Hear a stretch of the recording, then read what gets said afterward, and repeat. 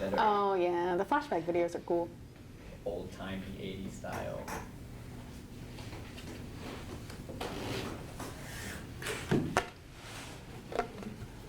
Yeah, there's no one. I know that's gonna be really, really funny. At least there's people in here that'd be really funny.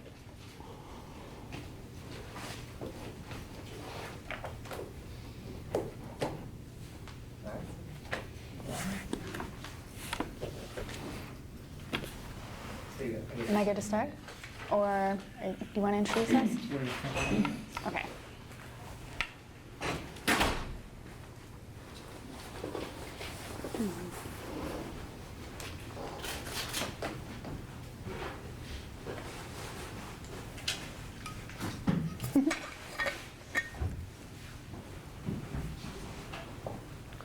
You good to go? All right.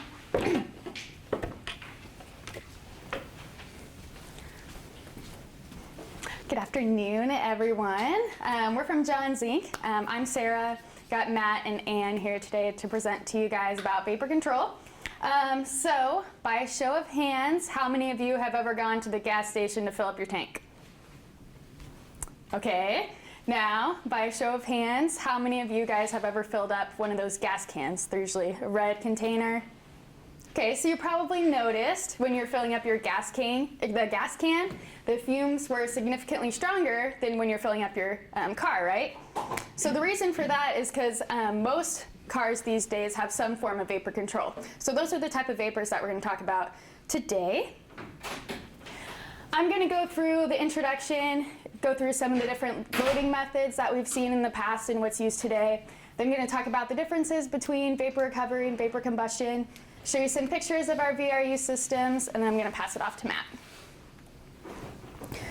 So why is vapor control important? The first thing is because it affects your health. So whenever you have air and volatile liquids, you're going to produce VOCs, or volatile organic compounds.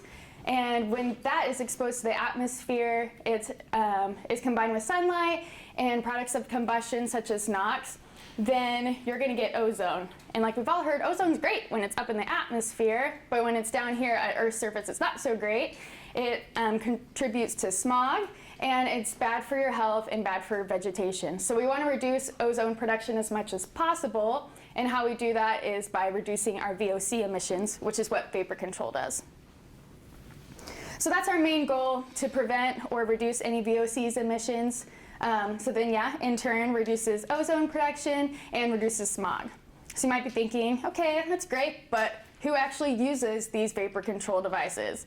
And our main customers that we work with are distribution facilities. So we work with storage tanks. If you've ever seen some big tank farms out there, they probably use some of our control devices. Rail cars, marine vessels, but I think the ones you guys are going to be most familiar with are tanker trucks. Probably seen these big trucks driving down the highway. They're probably loading gasoline, ethanol, any of those types of products. So I like to assume the best in people and think, oh, everyone's very environmentally aware. They don't want to pollute the earth. They're just going to want to do this because they're good people.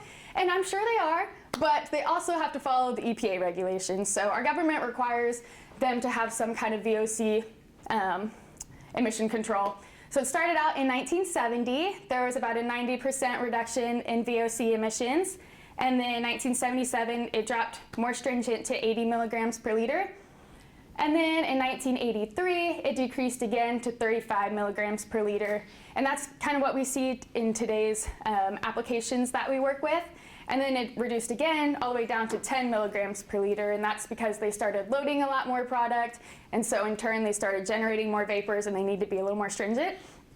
And then when I first saw this chart, I thought, man, like, the EPA just said, forget it, we'll go back to 80 milligram per liter. It's actually not the case. I know it looks like it, but that is basically just a big umbrella that captures anything that's not already in the 35 milligram per liter or the 10 milligram per liter bucket. So anything outside of that is going to fall under the 80 milligram per liter. But like I mentioned, most things we work with are in the 10 or 35 milligram per liter. These are some other emissions standards that we see. John's Inc.'s an international company, so we don't just work with companies in the United States. We have to be aware of other regulations throughout the world. Some places don't even require vapor control whatsoever. Other places, such as Europe, as you'll see on here, they're probably the most strict. They have a lot of rules that we have to follow. So whenever we're working with some different customers, we want to make sure that we understand what their requirements are and that we're meeting it. So now I'm going to discuss some of our different loading methods. The first one is the splash loading method, and technically, okay, not technically, but I like to think of this as like doing a cannonball when you jump into the pool, right? So you just make like this big splash, it causes a disruption. So whenever you do that in this application, when you're loading liquids, you're going to be generating a lot of vapors. And because you have to open that hatch to put in the fill pipe, some of those vapors are going to slip out the hatch, and so they're going to go to atmosphere, and we can't have that, right? So to improve this design, they eliminated the splash, and so then they started using the submerged fill pipe. So that's kind of just like jumping in the pool doing like pencil style. So you just go straight in, you're not making a splash, but you're still going to be generating vapors in this instant because you still have that hatch open. So in order to eliminate that problem, they do bottom loading, which is mostly what we see nowadays. So the fill pipe actually comes in the bottom and fills up the container, and that liquid almost acts as a piston and pushes all those vapors up, and that hatch remains closed, so you don't have to worry about any vapors slipping out into the atmosphere. And then that vapor vent will it's usually going to go to a vapor control system, which is what we work with. And this is an example of a tanker truck that I mentioned earlier that you guys are familiar with. Have you guys seen those at a gas station before unloading? So what's happening there is they're vapor balancing the truck. So there's this underground storage tank that you see under there. The orange represents liquid and the blue is the vapor. So as the truck pulls up to, let's say, Quick Trip, and they connect the hose to the connection on the ground that's going to lead to the underground storage tank. So as the truck is unloading all of those liquids, it's going to displace vapors in that underground storage tank. And so you can't just leave them in there. So they have to vent somewhere. They don't want to vent to atmosphere. Excuse me. So they went ahead and vapor balanced the truck, and they put those vapors back in the truck. So storage tank is getting full of liquid, and the truck is being emptied of liquid, but being backfilled with those vapors. Does that make sense? How that's working? So that's what we call a vapor balanced truck. So that's why you wouldn't see a combustor or recovery unit at your local gas station, because they're using this on the trucks. And like I mentioned earlier, your car has some form of vapor control. This is a good example. They started in about early 2000s. Most cars started having their own recovery system, so there's some carbon canisters inside your car that will capture any vapors that are generated when you fill up your tank and actually put those in the engine when your car is in operation, which I think that's really neat technology that they've advanced to. Some service stations still use this older style. So I don't know if any of you guys have seen this, but they'll have it's like a little suction cup on the end of the nozzle. And so it's really just to capture any vapors so that your car won't have to do that, and they'll put those vapors back underground into that storage tank. So it's kind of like the same idea of vapor balancing a truck, but you're vapor balancing that underground storage tank. Before I move on to some of the differences, does anyone have questions about the different loading methods? All right. So the picture on your left is going to be a vapor recovery unit, and the picture on the right is a vapor combustion unit. You can probably already see some differences right off the bat. The vapor recovery unit's a lot more complex. There's more moving parts with it, and the vapor combustion system's just tall and skinny. There's just not a lot going on the pipe skid. It's basically just a big old stack. And there are advantages and disadvantages to both systems. It really just depends on the customer requirements, what emissions they're trying to meet, or what's most beneficial for each scenario. So it just kind of depends on, it varies case to case. So vapor recovery systems, the best advantage of this is it literally makes you money back. Like, that's awesome. So the process of this is it takes those vapors that are generated in those trucks or storage tanks or whatever you're using, and it goes through a process that turns it back into liquid. So if we're talking about gasoline, those gasoline vapors come off the truck, go through the VRU, and it turns back into gasoline liquid that they can then pump to their storage tanks, and they can sell that. So this is a cash flow curve for you guys. So let's say this was like a $2 million investment for them. About year 2, they've already made their money back or making more money off of a VRU. And that's actually really fast for a lot of types of applications in this industry. And the 3 different lines are 4 different cases of how much the gasoline is going to be valued, how much they can sell it for. So that's just to give customers an idea of how much they can actually make off of the VRU. Another advantage is since you don't have the combustion process, there's no trade-off pollutants. You don't have to worry about carbon monoxide or NOx. That's a big advantage. So because of that, a lot of regulatory agencies would prefer this type of technology because you're not worried about any trade-off pollutants. A VRU also can be installed pretty much anywhere at the terminal, and a vapor combustion system, you can't say the same. So if you're limited in plot space, then this is a huge advantage. And then the last advantage is that there's no supplemental fuel required. So I'll touch on that a little more with a VCU, but that's the big takeaways from VRUs. So you're like, wow, this is some neat technology. It makes you money. It doesn't have any trade-off pollutants. Like, everyone should get a VRU, right? Like, it just makes sense. Well, they are expensive. So some people might not be able to have that built into their budget. And so they can't afford to do the high capital costs, and it takes a lot more to operate and maintain because there's so many more moving parts. It's a more advanced technology, so their operators might have to go to some specialty training to understand the whole process. And the other disadvantage is there are some limited applications. So the carbon's not going to be compatible with every single vapor that will go to it, and you can't mix streams with the vapor recovery system because then that gets into your liquid, and so you don't want to be able to mix those. So because of those restrictions, some people will get a vapor combustion system. And so the big advantage of this is it's a lot lower cost than purchasing a VRU. And they're not as difficult to operate or maintain. They're a lot simpler technology. They've been in use, they're tried and true, like they've been in use for years. Customers really prefer this. It's a very well-known technology for this industry. We have some really stringent emission requirements that we're able to meet with VCUs, which is a huge advantage.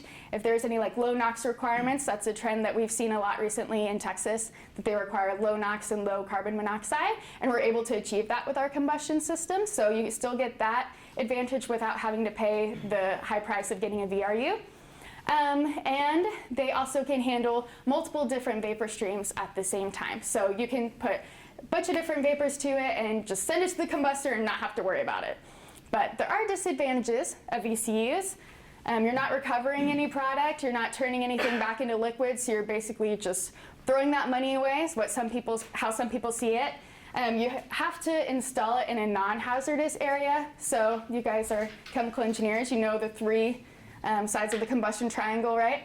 So if you have your ignition source and it's that, the VCU is basically just a cylinder with a flame in the bottom, so it's exposed to atmosphere. So you've got your ignition source, you've got your oxygen.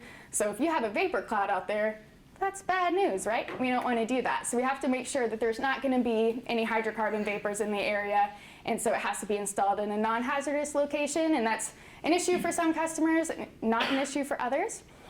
Because of the combustion process, you are going to have trade-off pollutants such as NOx, carbon monoxide, carbon dioxide. So that's a disadvantage, but depending on the emission requirements, that's easily avoidable. And then the last thing is the fuel gas. So we have, you're going to at least going to have to use some to operate the pilots. So you're going to either use natural gas or propane. So you're going to be constantly running that to the VCU when it's in operation. Sometimes you have to use that to make the stack hotter. If you don't have enough hydrocarbons coming off whatever loading operation you're using, then you'll have to use some supplemental fuel. Any questions on the general idea on the differences? They're going to go a lot more into process here in a little bit. But. All right, man, you guys are smart. All right, so we have pretty much standardized our packages and vapor control equipment. Like, we know what kind of components are going to go with the VCU, what components are going to go with the VRU, but that doesn't mean that they all look the same. Some customers require certain things, other ones don't, but they also come in a wide range of shapes and sizes. So this is a marine system. This is a VRU that has a capacity of 6,000 barrels per hour. This is one of our liquid ring designs, so you can see these blue things in the middle. Those are the liquid ring vacuum pumps. Those are actually elevated above grade. That's especially designed for liquid ring systems. So that's a nice little VRU. And then this is a nice large VRU that's 50,000 barrels per hour. And there's actually two systems here. I don't know if you can really tell, but you can see that you can see those two are going to be one per system. So that's a lot more complex than the small 6,000 barrel per hour unit. So they look pretty different. Here's a 12,000 barrel per hour unit. This is another liquid ring system, so some things are elevated above grade. This is our dry vacuum pump system. So I pointed out those blue vacuum pumps in the first picture. These are white, and they're actually going to be located at grade, so you don't have to worry about any complications if you're working on maintenance or anything like that. Everything's just right at ground level. There's more of like a side view of a VRU. So lots of pictures of VRUs, and make sure it gets, stuck in your head. And this is another picture. So these are truck rack systems. So these are the ones that are going to be taking vapors off of those big tanker trucks. This one actually has a controls building too. So you have your VFDs for some of your pumps on there. And yeah, I think that's it for VRUs. Yeah, so I'm going to hand it over to Matt, literally. Hand it over. Sorry if this gets really loud for those that are watching from afar. That's probably gonna work. So like Sarah said, these are VCUs. They're a lot less complicated. So before the VRU, you saw it took up quite a bit of space, a lot of rotating pieces of equipment. With VCUs, you don't have that. It's essentially a giant candlestick, but the fire is not showing. That's the big thing that we have with these enclosed VCUs. So I won't be able to show, oh, I guess you can see it. So you have your dampers, your stack. The flame is actually gonna be sitting somewhere down here. And then because there's a flame in the stack and there's potential flammable mix, we have arresters here at the inlet to protect any flashback that might happen. And in a couple of slides here, I'm gonna actually pull the HDMI to pull up a video. So for those watching, just bear with me. This is another VCU. This one's actually in Atlanta, Georgia. Same thing, you still have your arrestor. It's just a giant candlestick. Not all of them have this black on it, but a lot of our customers have it because anytime you smoke at all, it's gonna make the top of it black, so you might as well paint it black to make it look nicer. So that's what that is. It's not that, it's the exact same paint. So those first two are truck rack applications. This one's actually a tank venting application. So like Sarah said, it can be used in marine, rail car, truck, tank. Each one's a little bit different. Truck rack and tank vents have a lot more oxygen, so there's a lot more hazards with potential flashbacks. Marine systems have a lot less because the Coast Guard requires us to have less oxygen. We have to condition the vapors. So there's a lot of different designs that go into it, but as a whole, a VCU is a lot less complicated than a VRU, which is why a lot of our discussion after this point will be about VRUs and the process theory behind it. This is just a really fun picture. So we're loading about 1.5 miles out here. We call this the silver bullets. This is, I think it's somewhere in Turkey, if I remember right. And essentially, it's just staged up VCUs. So you overfire one, you pull on the next one. It allows you to stage multiple systems to account for the changes of flow. And then this is one of our newer technologies, a low NOx application, big system down in Texas. We're not going to get too much into that because the VRU process theory is a lot more fun for chemical engineers. You get to use a lot more of your mass transfer knowledge, which Ann will be able to tell you more about. So the next part of the presentation is going to be about the process theory. Before we can get to that, we're going to have to go over some terminology, and then I'll show you kind of how the VRU is going to operate. I'll pull up a video at the end of what I'm going to talk about to show you more detail about what that is. So the terminology, I'm not going to read them all here because there's a slide dedicated to each one. But all of these things are important to understand how a VRU operates and why it actually works. So the first and probably one of the most important parts of the VRU is how are you going to take your hydrocarbon vapors that are going through the vessel and stop it from going to atmosphere. Because like you saw in the earlier slides from like a truck, whenever it loads in, the vapors are going to build up pressure, and it's just going to vent if you have nowhere to go. Well, when you vent, what happens if you're not burning it? Well, we have activated carbon, which Anne will talk a little bit more about. But essentially, it's an extremely porous form of carbon. Think of it like a charcoal filter mask. It's very similar. It's a lot more high quality than an activated charcoal type of filter, but it does a very similar thing. It takes in the vapors into the pores and holds it through van der Waals forces, which I think that's actually the next slide. So two big parts of the VRU. So we have two vessels. One is regenerating and one is doing adsorption. The adsorption is where the vapor molecules will actually get adhered to the activated carbon. These two terms can get a little bit confusing, adsorption and absorption, because there's literally one letter that's different and they mean completely different things. So there's a slide right after this that should help clear that up. It's probably my favorite slide that is in this whole presentation, minus the one that he found right before we started this presentation. But like I said, the adhesion is through van der Waals forces, so they're not weak forces. They do want to hold on to the activated carbon, so it takes a little bit more effort to try to pull it off. The absorption is actually how we will make the money back. So we're going to take those hydrocarbons off and go through a recovery type application and put it back into the tanks to make back the money. As one of my coworkers said, that's where the money maker is. So this pictograph kind of helps show it a little bit better. It's very relevant since Thanksgiving is coming up and pie is amazing. So adsorption is here on the left. So think of it as if you're getting hit in the face with a pie. So it's on just the outside of your body. It's not going, you're not getting to ingest any of it, maybe what's getting into your mouth at that time. But for the most part, it's all going to the outside. Whereas absorption, you're getting to actually eat the pie. It's going to your stomach. You're getting the nutrients, what little there is in pie, but you're getting the nutrients and the sugars and getting to enjoy it, getting bigger. Yum, yum. So with the VRU, you're going to recover probably 99%, maybe a little bit more of the vapors. But as the vapors start going through, you fill up that space. So when you're starting adsorption, it's clean. It can take in as much as it can.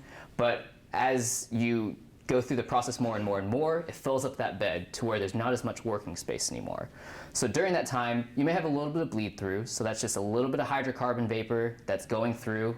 You're still meeting your emission requirements, but you are still having some of it go through the vent. As you get towards the end, there's a potential to have a breakthrough, which is not something you want. So the breakthrough is when you actually, the hydrocarbon vapors that are going out the vent of the VRU is over your emission requirements or your permit requirements. And so we have to design to be in the bleed through or better throughout the entire process. That way you're not gonna exceed your permit requirements. Now there is an average emission that is typically built into permits, so if you go over it for 1 second, it's not the end of the world. Usually it's averaged over like a 1 hour, 6 hour time period. So there's a little bit of wiggle room in terms of how much you can actually emit. But for the most part, we want to stay in that bleed through portion, not breakthrough.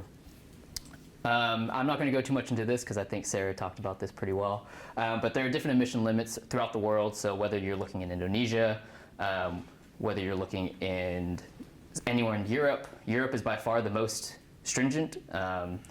In the US, like Sarah said, 10 milligrams per liter is about the norm for our applications. For Europe, this is closer to like, let's see, what does it say here? 150 milligrams per millimeter cubed, but that's everything. That's, in the US, we can exclude methane because it's not a volatile, we only count the non-methane volatile organic compounds. In Europe, they count everything. So it's a lot more stringent. So typically you can't just have a VRU. Sometimes you'll have to have another end control device downstream of that to meet their emission requirements. So I've said volatile organic compound, but what is that? So a volatile organic compound is any non-methane carbonaceous molecule. So your ethanes, your propanes, your butanes, pentanes, benzenes, all of that would be considered a VOC. That's what the EPA requires you to control. And so that's how we design the VRU based on what we expect to come through it. So we've talked about adsorption. Regeneration, like I said, is where you actually make your money back. So you're taking all those hydrocarbon vapors that you had on your carbon bed, and you're actually pulling it back off and sending it into your absorber to recover all of that and make back some money. So there's actually two ways of doing this, in our system at least.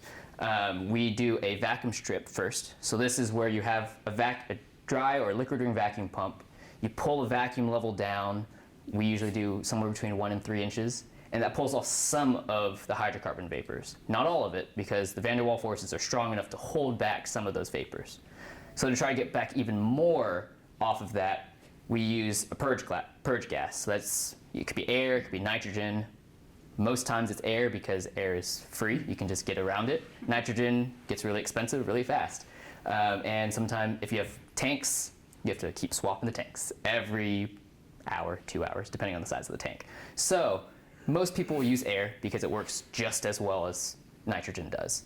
So you'll sweep from a purge gas or purge air solenoid through the beds, and then that will go through and pull off even more hydrocarbons. And then to actually pull that vacuum down, we have a vacuum pump. Each vacuum pump is rated for a certain capacity, and that affects how much vacuum you can pull on based on the amount of hydrocarbon vapors that are in the adsorber, the activated carbon. So vacuum level, for those of you that are not super familiar, it's just the opposite of pressure. So right now we're at atmospheric pressure. Once you go below that, you're in a vacuum. A high vacuum means low pressure. The next slide, or 2 slides from now, will show a little bit better. It'll be a graph of all the different, or the major units of pressure in vacuum to show the comparison between the two. But the key thing here is absolute vacuum would be 0 inches of mercury absolute. There is nowhere in the world that has absolute vacuum. Space does not have an absolute vacuum. It's as close as you can get to said absolute vacuum, but it's impossible to actually get there. And so we try to get close, but we're still, so you'll see on the next screen, we get to about 3 inches of mercury absolute, which is only 90% of absolute vacuum. That's all we need. We can go down to 1 inch, which is about 97%, I believe, of vacuum. 97% of absolute vacuum. But this is about all we need. So we don't have to get to too high of a vacuum, but it's still high enough to get the desired results. So this is that table I was talking about. So on the far left is if you're looking at it from a vacuum standpoint. So you'll notice here they're opposites. So this is based on vacuum, this is based on pressure. So as you go up in vacuum, you go down in pressure. So in terms of vacuum pumps, there's 2 types of vacuum pumps. Going all the way back to when vapor recovery started for these systems, a liquid ring vacuum pump was what was primarily used. That was the only technology that existed for this type of application. They hadn't come out with dry vacuum pumps. In the early 2000s, when this technology came out and we were able to adapt it to our actual applications. There's some pros and cons between the two. A liquid ring vacuum pump has a lot more components, which you'll see in a couple of slides, whereas a dry vacuum pump's a lot more precise or concise. The pictures that Sarah showed, there's a lot more space. You had to elevate the liquid ring vacuum pumps, whereas the dry vacuum pumps were down at grade, made it a lot easier to do maintenance on it, and also just took up a lot less space. So this is just a PFD of a dry vacuum pump system, and when I go to the next one, you'll see that the liquid ring has about 3 or 4 extra pieces of equipment that this doesn't have. But as a general idea for the application, you have your product loading rack, so your truck, rail car, ship. It goes through, sometimes it goes into a condensate collection, so that's a knockout tank, a drip leg, just to catch any liquids, because vapor recovery systems and vapor combustion systems do not do well with liquid. It's only designed for air. So for VRU, if you get liquid into it, you're going to saturate your carbon, you may damage your pump. There is liquid here in this. That's part of the absorption that Anne will talk about in a couple minutes. But for the most part, you only want to send a vapor, so air mixed with some type of hydrocarbon to it. So it goes in, and I think that's your computer. So it goes in, And one bed is an adsorption. So the blue and the orange is symbolic of air and hydrocarbon. Goes up into your bed. As it goes up, it filters it more and more. Goes out to atmosphere. The other side, the regeneration mode, these are happening simultaneously. You'll pull a vacuum. When you get to a set point, you'll pull air in, and you start sweeping it with air and vacuum to pull in through the vacuum pump into your absorber where you'll have mass transfer happen, and then eventually it goes back into the storage tank. I went through that fast because I have a video that'll actually show it, and I think that's the slide after this one. I'll pull it up. So this is the liquid ring technology. So you'll see it has still your two beds, your valves, your vacuum pump, but now you have a seal fluid pump, which is how you actually generate the compression for the vacuum pump. You have a heat exchanger, you have a three-phase separator. So there's a lot more pieces of equipment that goes into this, so that's a lot more maintenance that you have to do, more rotating equipment. So it just gets a lot more tricky once it gets out into the field and operation.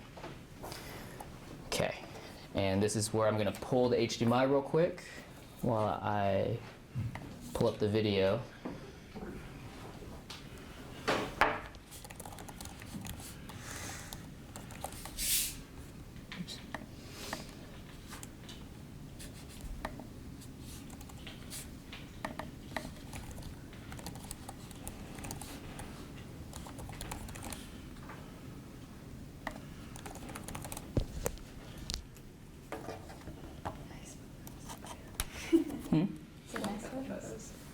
Oh. All right, should be pulling back up here.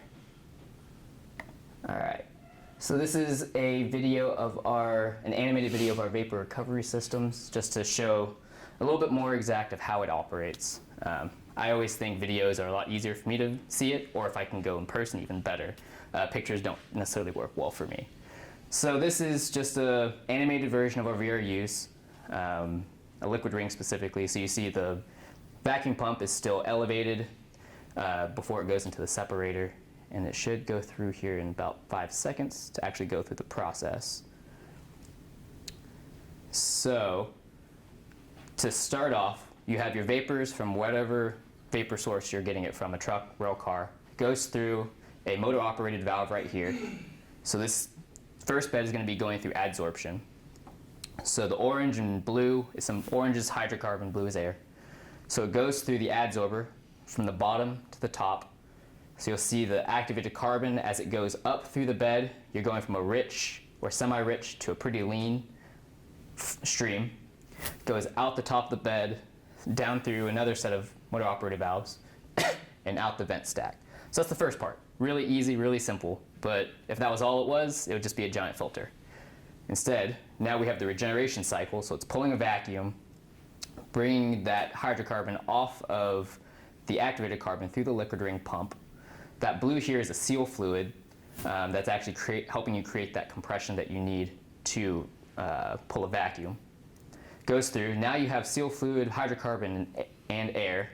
So now you go through a three-phase separator. So your hydrocarbon and air is going to go out, your seal fluid is going to go down to the bottom. If you didn't cool it, it would just keep getting hotter and hotter and hotter, and eventually it wouldn't work. It would actually damage the pump. So we have to send it to a seal cooler, or what we call a seal cooler. It's just a plate heat exchanger. And that cools it and injects it back into the liquid ring pump. Your vapors are going to go into the absorber where mass transfer happens. You have random packing in there that you'll see in a second.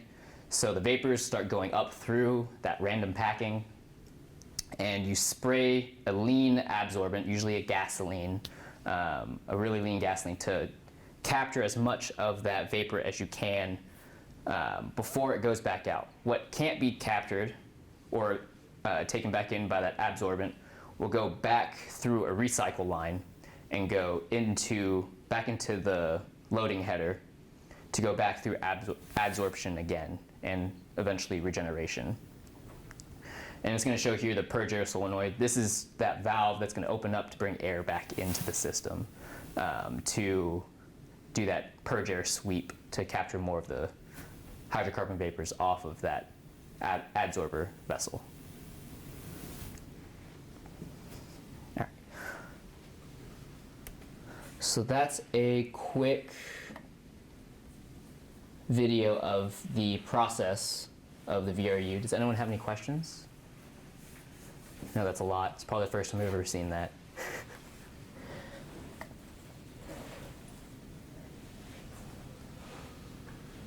All right. Well, now Anne's going to get into more of the fun process-related stuff. She's our resident process engineer. Yep.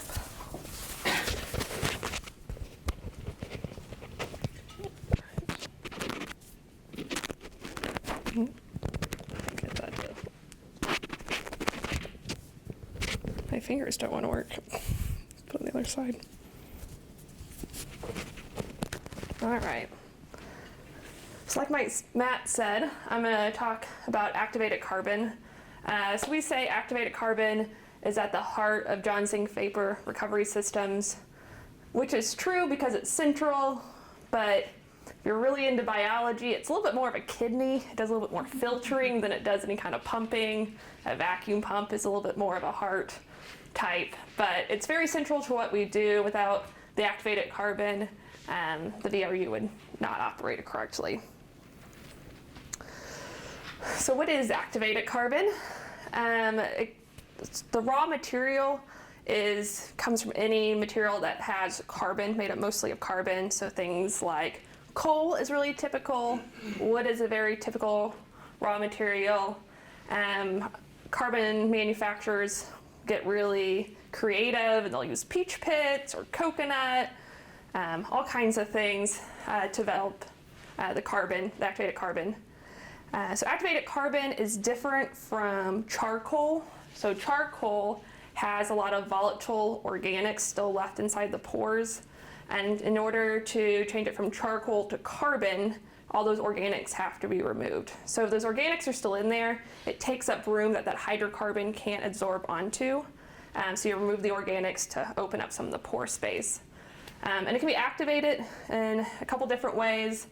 Through a chemical activation or steam activation.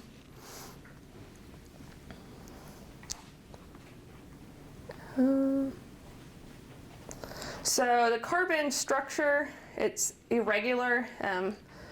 There's lots of pores and they're not all shaped identically.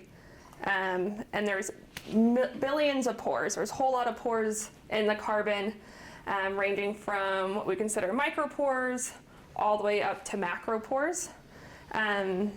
So it gives in here a list of the pore diameters. So a macropore, the biggest one is 500 angstroms, which is like 1/1000th of the diameter of your hair.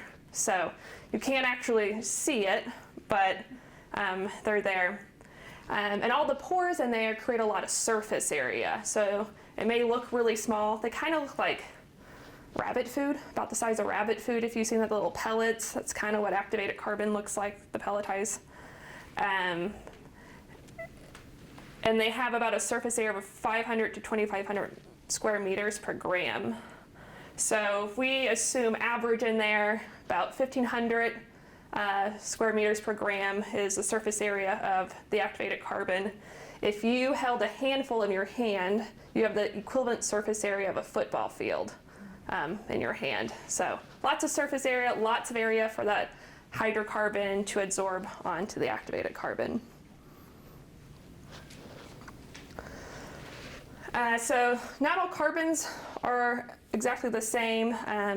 They have different ranges of pore sizes, and the amount of pore sizes and the different sizes, or different micro or macro size, makes it good for different things. So if you have lots of micropores, usually pretty good for gas mass, solvent recovery.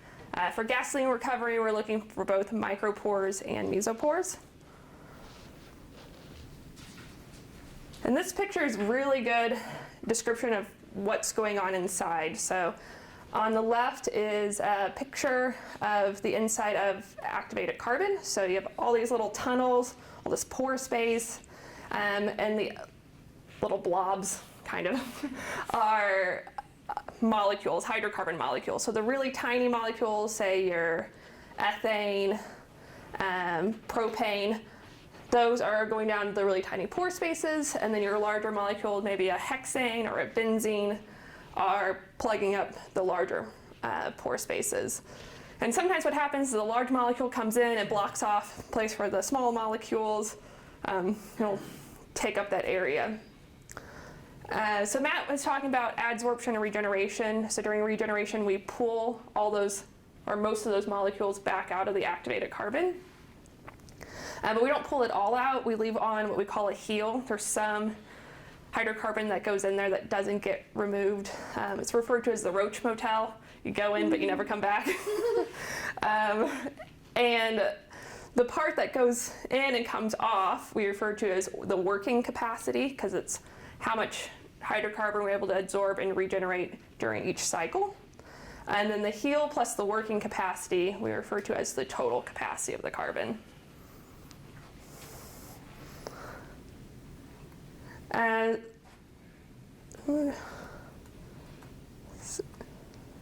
So there are different factors that control adsorption kinetics. Went too far.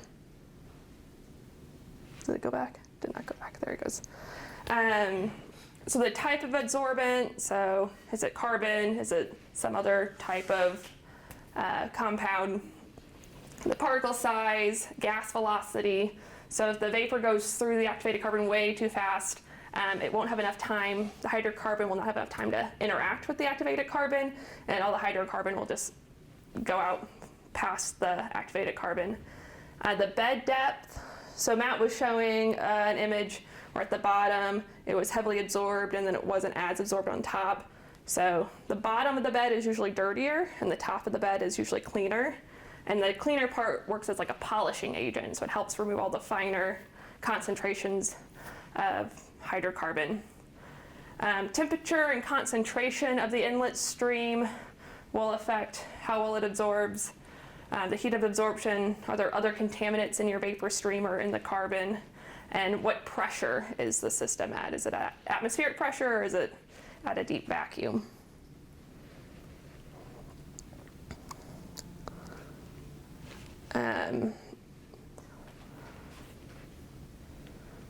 So activated carbon has some really great properties that allow it to absorb and remove hydrocarbon. So it has a really high adsorption capacity, can hold a whole lot of hydrocarbon for the volume and weight of activated carbon that is there. It also is really easy to remove the hydrocarbon from the activated carbon. It wants to come off during the vacuum regeneration process. You have uniform and good particle sizes. The carbon is thermally and chemically stable, so if you get a high temperature or you place it in Canada and you get 30 below zero, the carbon will still be structurally sound and still work properly. And it's resistant to a lot of chemicals. There's a lot of different types of hydrocarbons that you can pass through. And it also has a long service life, so it's something you can leave in the system for years without having to replace.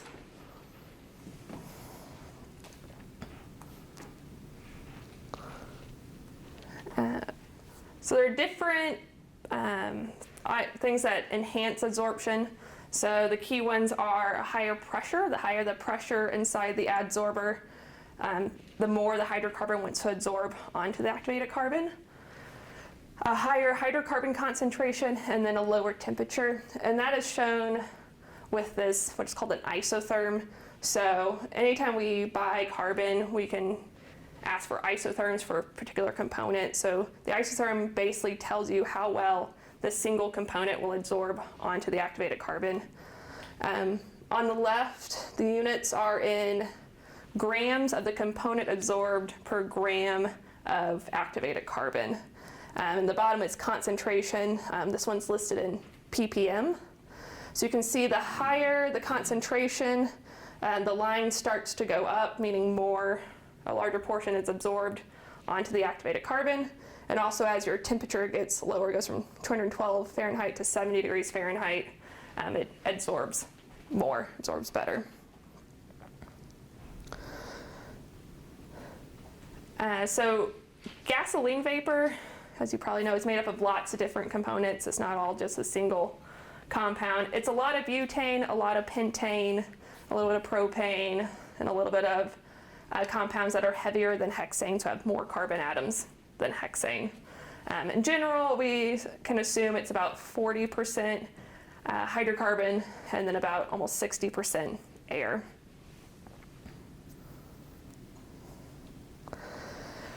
And unfortunately, not all components absorb the same to activated carbon, so it kind of makes some of the calculations a little bit more difficult.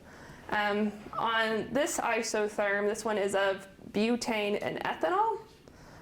On the bar axis, it's in units of grams of the particular component absorbed per 100 grams of carbon.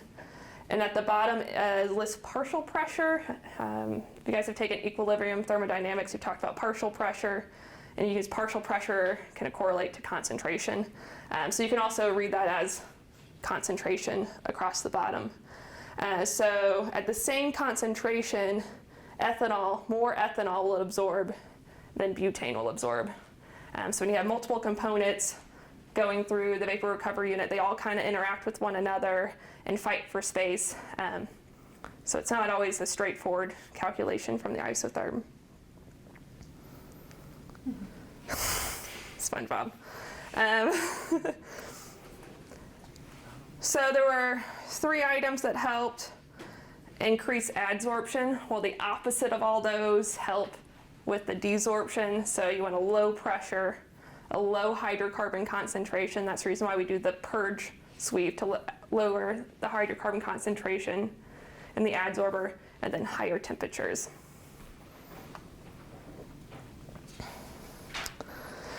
Next we'll talk about separation.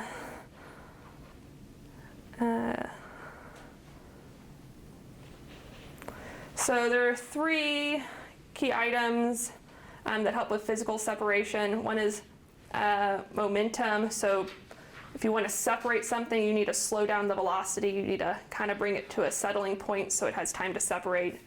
You use gravity settling, so basically the denser items go to the bottom and the lighter items go to the top. And then coalescing, which is basically the taking of fine particles, fine molecules, and glopping together in a single larger molecule, so it wants to separate better. So this picture here is one of our separators from a liquid ring system. So like Matt had said, this will contain the hydrocarbon vapor and the seal fluid from the liquid ring pump. It also will contain some amount of liquid gasoline. Sometimes it settles out into the liquid phase of the seal fluid. This one actually has the absorber attached to the separator, so there's also a holdup of liquid gasoline there. So what we're looking for is a residence time to seal fluid. We need that seal fluid to stop moving, settle, reduce the velocity, and that'll allow us to gravity separate the gasoline liquid if there's any on there. Will come to the top and can spill over, and then the seal fluid can be pumped out through the bottom. And we're also looking for a hold-up time for gasoline, but that's only if we have this design. And the video Matt showed, we've moved from separating the absorber from the separator to make it a little less complicated, a little easier to operate. And I don't know, if you guys are seniors, you're probably in mass transfer, or we take it next semester. I don't know. So adsorbers, it's all mass transfer. It's distillation columns. All those theoretical calcs that get used in the real world a lot. So when we design an absorber, we're looking for a few different things. We're looking at what's going to be our maximum vapor flow through the absorber. We can calculate this based on the vacuum pump, how much vapor is going to be coming from the vacuum pump to the absorber. So you don't want too much vapor flow. You get really high pressure drop, and sometimes your system can't handle that. You also don't want too little pressure up. You don't want it too wide, have too little pressure up, because then you've built a giant vessel for no reason. Vapor, you're looking at the vapor pressure of the absorbent. So also in equilibrium thermodynamics, I believe you talk about taking the vapor pressure and you said to calculate concentration. So the product has a high vapor pressure. It's going to tend to form a high concentration in the vapor phase. A lower vapor pressure will create a lower concentration in the vapor phase. And anything that does not get absorbed in the absorber goes back to the carbon bed, and you're sending a lot of hydrocarbon to the carbon bed. You're unnecessarily loading up your activated carbon with hydrocarbon. We're looking at theoretical trays. We use random packing, so this is really just figuring out how tall does this absorber need to be for good mass transfer. And then your liquid to vapor ratio, making sure you have enough liquid coming down to create enough contact time between the vapor and liquid so that your hydrocarbon vapor turns into liquid.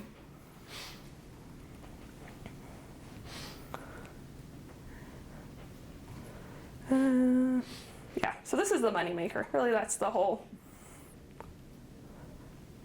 part with the absorber. So things we do to improve absorption are things our customers can do. They can lower what we call Reed vapor pressure. So Reed was a nice scientist who created this test method to figure out vapor pressure components, but he only did it at one temperature. So we take that correlation and then do some calculations and adjust for the real temperature to figure out the true vapor pressure of the product. So you want to lower the RVP, lower absorbent temperature, increase the pressure in the absorber will help reduce the amount of hydrocarbon recycle. You want a proper spray angle, so you don't want it looking like a hose where it just goes straight down the middle, because that won't create enough contact between the liquid and the vapor phase. You kind of want it to fan out, creating lots of contact between the two phases. And you want a uniformly packed tower. You don't want any kind of channeling where the vapor will just kind of slide up past the liquid, past all the packing. Talk a little about how we size these things. So there's three main things we're looking at to size correctly. When we initially size these, we're looking at how much activated carbon do we need? Is it going to be enough to hold all the hydrocarbon vapor that's going to be sent to it? What do these beds look like? Are they short and squatty? Are they tall and skinny? And how much vacuum pump capacity do we need? Do we need one vacuum pump, 2, 3, 4? So we can properly size it and make sure we'll be able to meet the emission limits.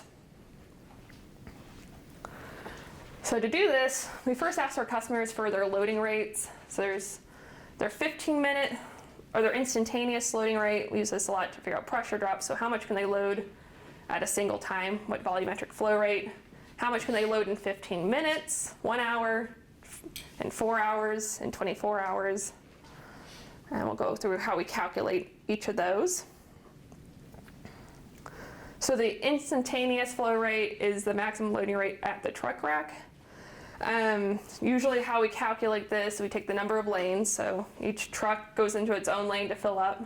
How many arms? So arms are the connections that connect to the truck where the liquid will come in. So a lot of trucks, racks will have multiple arms, maybe one for different products, and the trucks will actually have dividers inside of them, and each compartment could hold a different product. And then what is the rate that the customer can load through each arm? So in the example calculation here, this truck rack has 6 lanes, each lane has 3 arms, each arm can load at 600 GPM, giving us a total of 10,800 GPM as the max instantaneous loading rate. Again, we use this to determine pressure drops through the system.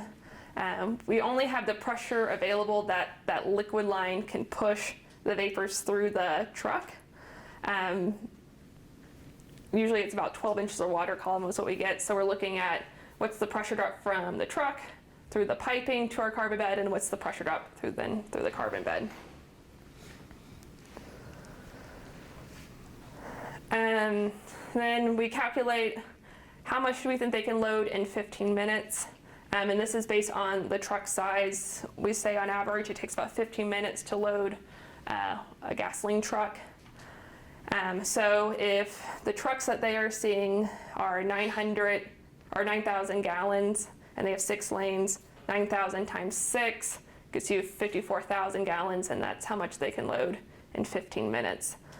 In different areas of the country, we'll have different size tanks. I spent a lot of time in Nevada, and they actually have basically 2 hooked together, so they're double long. So we would end up having to multiply that basically by 2 to figure out how much they could load in 15 minutes.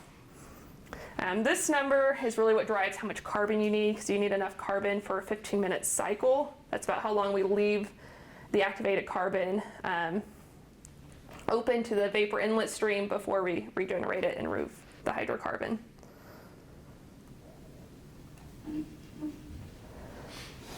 And then the 1 hour, 4 hour, and daily throughput. This is based on how busy of a terminal they are. So some terminals will load really heavy in the morning and then the rest of the day basically be dead. Some terminals will load really heavy all day and all night long. So in this case here, it looks like they can load really heavy for 4 hours, because their 4 hour is about 4 times how much they can load in 1 hour. But their daily is only about 2.5 times their 4 hour, which means as the day goes on, they might get kind of slow in the evening or at night. And all this information is used to help calculate the regeneration capacity, so how much vacuum pump capacity the system needs. And with the carbon and the vacuum pump size, the absorber is easier to size, all the piping is easier to size. So with that information, we can basically size the whole unit. So in summary, we went over some key VRU terms, so terms that help us understand what we're talking about. We went over the fundamentals of adsorption, absorption, and separation theory. We went over activated carbon, why we use it, and how it's used in our vapor recovery unit, and the importance of knowing our customers' loading, how much they load each day. So any questions? Sound interesting to everyone? Any general questions for us about what we do, or?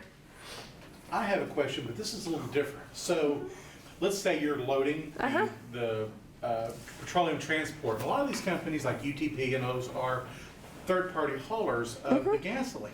Okay, so they deliver their load, they come back with a tank full of what? Vapor. Okay, whose vapor is that? And when it's converted back to liquid, is there a totalizer for what the end customer gets back in pay for that vapor that's been recovered as a liquid, or is it all just strictly going to the VRU? So are you asking, like, the third party is the truck driver, or the third party is like The end customer, like Quick Trip. Quick Trip. They buy a 9,000. Quick Trip does not get any nice benefits from this. It's really the company who owns the tank farm. So that vapor belongs to the tank farm. Yeah. Even though it's been delivered to the customer and the fuel's been paid for by the Yeah. customer. Okay. Yeah, so you got to sell it twice, really. So you sell it once as a liquid, and then it comes out of their truck as a vapor. You turn it back into liquid, and you resell it to somebody else. That's kind of how it works. You ever had that question asked? I guess they do. They're sales. The really tricky part is not all customers own the tank farm. Some customers own the tank farm, but not the product. So for them, they may not want a recovery system because they don't have any stake in it. They don't get the money from recovering the product. So then, that in those cases, a lot of times they'll go to combustion, unless because of a permit reason they are required to go to recovery. Is there any profit in vapor recovery of that large magnitude? If you do not own the product, not usually. Now, some customers may not own the product, but they own the tank farm, and they may get a VRU and put it into a contract with the customer that they get X amount, 20% of whatever's recovered or something like that.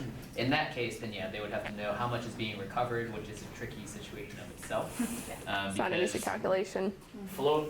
Having instrumentation that can accurately measure the flow rate of vapors, especially small flow rates of vapors, is really hard to do. A lot of times if it's a really high flow, that's a lot easier than a really low flow of vapor. And when you put it into a liquid form of really small amounts of recovery, it gets even trickier.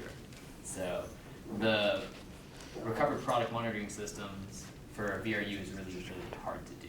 So some people they do it based on how much the tank comes back up throughout the day or something like that. So there's a lot of ways to do it, but there's not a That's finite way. Yeah. Yeah. Any other questions? Did you guys learn anything new? Yeah. That's the hope. Yeah, I know it's a lot.